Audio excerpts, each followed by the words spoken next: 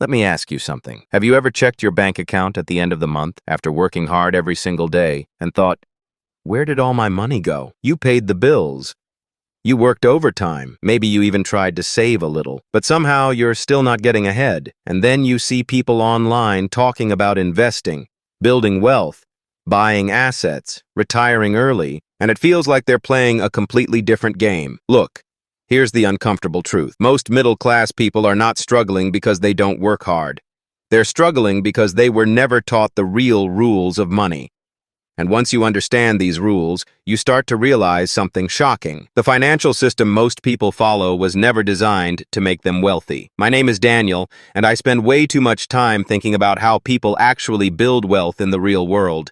If you're someone who works hard but still feels stuck financially, make sure to hit the subscribe button and give this video a thumbs up if this helps you out. Because today we're talking about something that honestly frustrates me. There are financial rules that wealthy people follow that the middle class almost never learns. Not because they're lazy, not because they're incapable, but because no one ever clearly explains these rules. So today we're going to break down 9 financial rules the middle class never learns.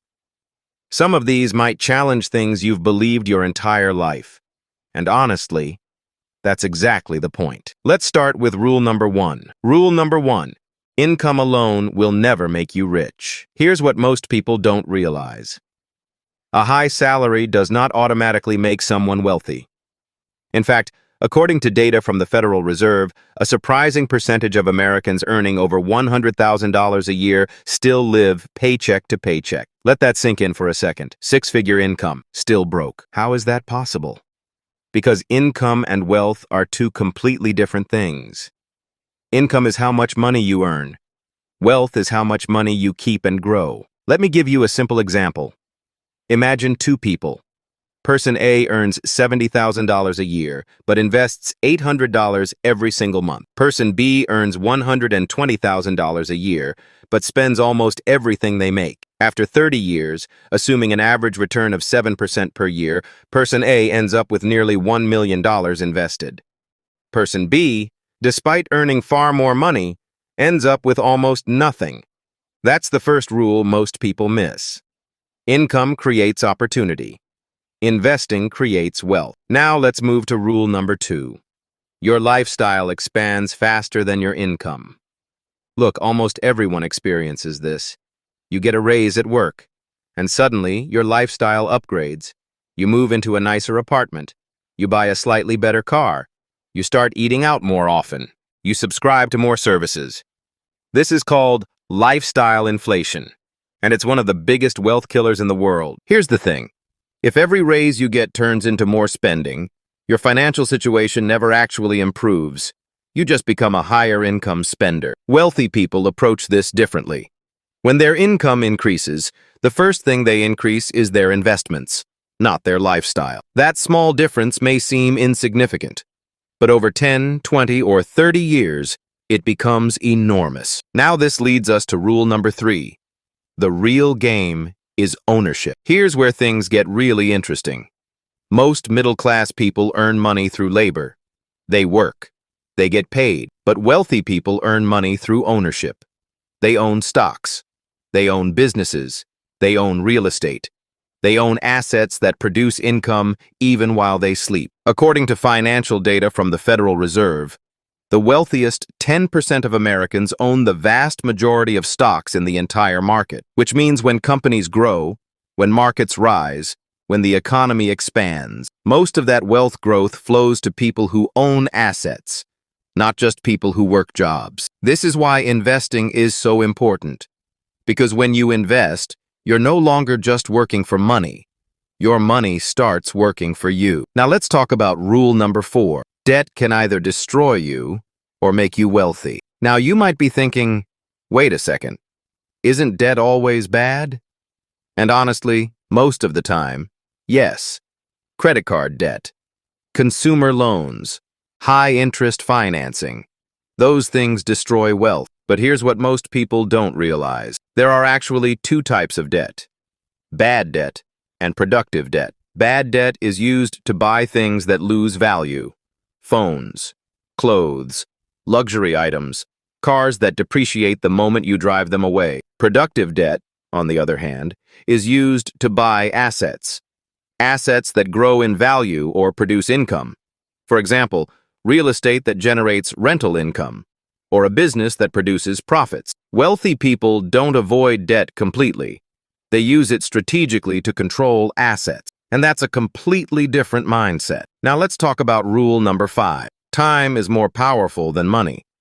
People massively underestimate how powerful time is when it comes to investing. Let me show you something simple. Imagine one person starts investing $500 per month at age 22. Another person waits until age 32 to start investing the same amount. Both invest until they're 60 years old.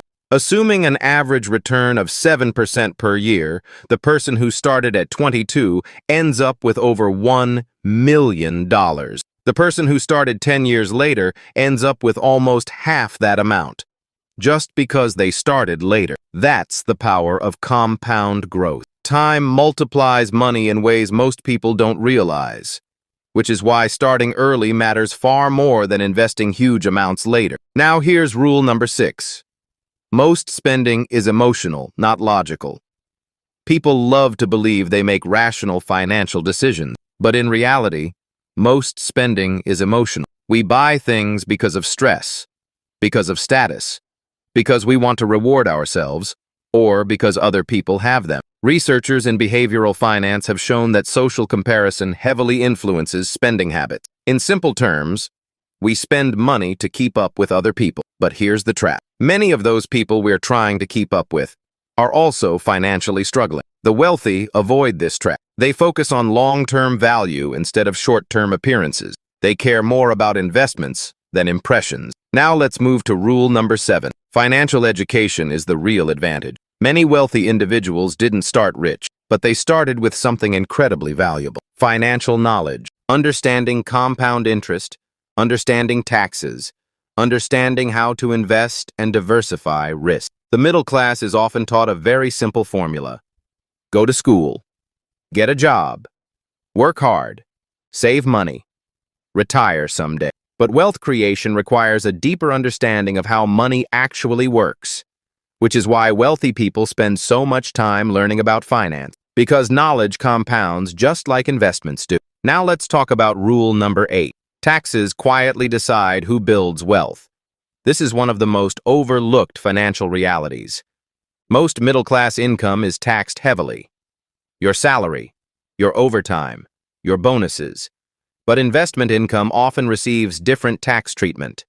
Capital gains, dividends, business deductions, real estate depreciation. These things can significantly reduce how much tax someone pays. This is why many wealthy investors spend so much time understanding tax strategy. Not because they want to avoid paying taxes entirely, but because tax efficiency dramatically affects long-term wealth growth. And finally, rule number 9. The system rewards patience, not speed. Here's the biggest misconception about wealth. People believe financial success happens quickly. They want rapid gains, fast profits, get-rich-quick results. But real wealth almost never works like that. The financial system rewards consistency over decades, not brilliance for a few months. The people who build the most wealth usually follow very simple strategies. They invest regularly. They stay invested during market ups and downs. They avoid emotional decisions. And they repeat this process for years. It may sound boring, but boring strategies often create extraordinary results. So here's the real takeaway from all of this. The middle class is taught how to earn money, but rarely taught how to build wealth. And those are two completely different skills. But the good news is this. You can start applying these rules immediately. Invest consistently. Avoid lifestyle inflation. Focus on owning assets. Keep learning about money. And most importantly, give your investments time to grow. Because time is the most powerful wealth-building tool available to you. Your financial future isn't determined by your salary, or your background, or where you started. It's determined by the financial decisions you repeat over and over again. Small decisions, every month, every year. Those decisions compound, just like money. And over time, They create completely different financial lives. If this video helped you understand money a little better, make sure to subscribe for more videos about financial freedom, investing, and building long-term wealth. And if you're ready to take action today, start with just one rule from this list, because the difference between struggling financially and building real wealth usually begins with one decision.